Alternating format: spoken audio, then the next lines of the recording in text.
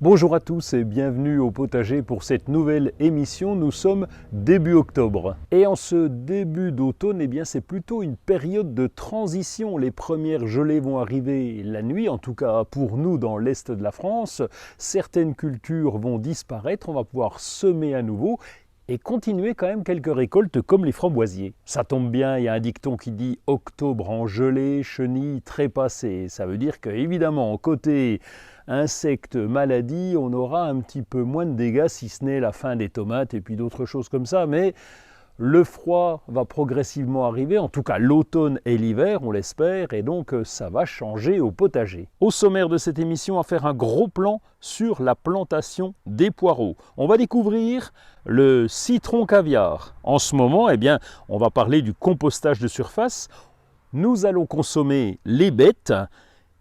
Nous allons planter les épices et récolter également les butternuts. Il y a de la place au potager puisque certaines cultures ont disparu, on a récolté et on va pouvoir continuer de planter, de semer à nouveau. Et c'est le cas pour les poireaux. Les poireaux d'hiver, on les sème au mois de juillet ou alors on peut en trouver dans le commerce, chez les producteurs, dans les jardineries, des poireaux en botte qui sont déjà poussés et on va pouvoir les planter à ces différents endroits. Le poireau est un légume-feuille et pour une bonne rotation des cultures, on va le planter là où il y avait les pommes de terre qui est un légume racine. On va commencer par préparer la terre, bien niveler, bien l'aérer, de façon à pouvoir installer nos poireaux. Ensuite, on va prendre nos bottes de poireaux qu'on va habiller poireau par poireau. Habiller, ça veut dire qu'on va recouper l'extrémité des racines, on va couper les feuilles, on va enlever celles qui sont abîmées et notre poireau sera prêt à être planté. Si la terre n'est pas de bonne qualité, si elle est un peu lourde, on peut rajouter un peu de terreau plantation à la terre de plantation. Sinon, on va planter directement dans le sol. Il n'y a pas besoin d'un très gros trou puisqu'on va les installer tout de suite sur la terre. Il faut bien tasser de façon à ce qu'ils tiennent à peu près droit, mais rassurez-vous, ils vont se relever par la suite avec l'arrosage. Ensuite, on va bien sûr arroser régulièrement parce que s'il fait un petit peu chaud, ils peuvent avoir des problèmes. Il faut considérer que ce sont des bébés poireaux, donc il faut les arroser correctement. Et ensuite, notre poireau va grandir, va grossir et on pourra les récolter au printemps ou au début d'été prochain. Et là, ça sera à vous de les cuisiner comme vous le souhaitez. En ce moment, dans les jardineries, on peut trouver des agrumes. Alors évidemment, ce n'est pas tout à fait le potager, mais c'est quand même des fruitiers. Ici, dans l'est de la France, évidemment, nous allons les rentrer l'hiver. Par contre, ils peuvent vivre en pleine terre dans d'autres régions, des régions un petit peu plus propices, avec un climat un peu plus chaud où les gelées sont plus rares. Et donc ce citron caviar, c'est une plante qui a de petites feuilles par rapport aux autres agrumes, qui a des épines assez acérées et qui fait un fruit ovoïde très tendance. La chair du fruit est très particulière parce qu'elle fait des petites billes un peu comme le caviar et c'est très original. Ce citron caviar, on va le rentrer quand on habite dans des pays où la gelée est encore conséquente en hiver, on va les rentrer en véranda. L'idéal, c'est une pièce lumineuse, non chauffée et hors gel. Voilà, si vous avez ça, il sera dans des conditions parfaites. Il y a une technique qu'on utilise au potager et dans les carrés potagers, c'est le compostage de surface. Vous connaissez le compostage traditionnel.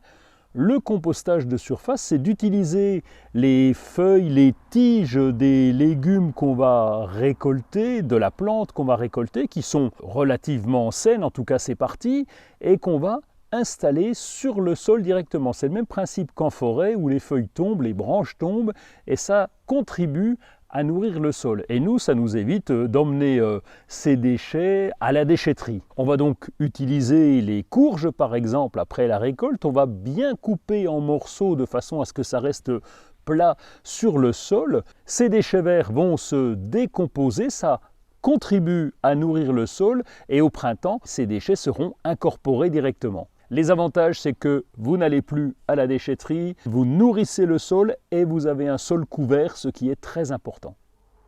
Au potager, la bête est un légume indispensable. En fonction des régions, on l'appelle la bête, la blette, la poirée ou même la jotte. C'est une plante bisannuelle. Ça veut dire que la deuxième année, eh bien, elle va monter en graines. C'est donc la première année qu'on va la récolter. Elle est de la même famille que les betteraves, les amarantacées. Elle a l'avantage d'être en même temps décorative et comestible. C'est une plante qui a besoin de fraîcheur en hiver, elle ne doit pas manquer d'eau, donc quand on va la repiquer, eh bien on va bien l'arroser, mais ça se fait au printemps. Alors elle se mange cuite, elle se cuisine de façon différente pour les côtes, ce qu'on appelle les cardes, puisqu'on l'appelle aussi la bêta-carde, et pour les feuilles, le temps de cuisson est différent. Elle a d'autres avantages, elle est riche en bêta-carotène, et en plus elle est très peu calorique. Puisqu'on a de la place au potager, eh bien c'est le moment de planter ce qu'on appelle les épices, l'ail, l'oignon, l'échalote. Ce sont tout simplement des bulbes, alors on les plante à l'automne et au printemps, mais l'avantage de l'automne c'est qu'ils vont se développer et on pourra les récolter au printemps et même en début d'été. On peut les planter en pleine terre ou en carré potager puisque ce sont des plantes qui n'ont pas un très grand développement. On va choisir des bulbes de qualité en les achetant dans le commerce, et bien au moins vous êtes sûr de la variété et de cette qualité. La plantation va se faire comme les bulbes. Si vous avez déjà planté des bulbes de tulipes ou de crocus, eh bien le principe est le même. On va enterrer le bulbe à peu près de sa hauteur, voire un petit peu plus profond. Allez, 2 fois sa hauteur, c'est le maximum. On va recouvrir avec un peu de terreau. On va arroser éventuellement parce que le bulbe vit sur sa réserve et se développe sur sa réserve.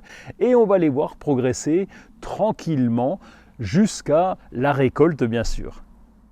Traditionnellement, le mois d'octobre, c'est le mois de la récolte des courges, des potirons, des citrouilles, dans lesquels on a les butternuts. Les butternuts se cuisinent, vous le savez peut-être, en frites, en potage, en tarte salée ou sucrée. Et on va les récolter à différents moments, c'est là où il faut observer. Lorsque les feuilles déjà sont très abîmées, lorsque le plant n'a plus de feuilles pratiquement, ben là on peut les récolter parce que de toute façon c'est les feuilles qui assurent la croissance, donc pas de feuilles, plus de croissance, la récolte se fait. Et sinon, eh bien, on va bien observer ces butternuts, celles qui ne sont pas encore mûres sont vertes un peu striées crème, et celles qui sont mûres sont oranges. Et c'est lorsqu'elles sont bien oranges comme celle-ci, eh bien qu'on va pouvoir les récolter. Vous l'aurez compris, il y a encore un peu de travail en ce début d'automne. Il y a beaucoup de récoltes, nous avons également des semis à faire, des plantations, du nettoyage. Et quand vous aurez fini ça, on se retrouve dans 15 jours. Allez, à bientôt.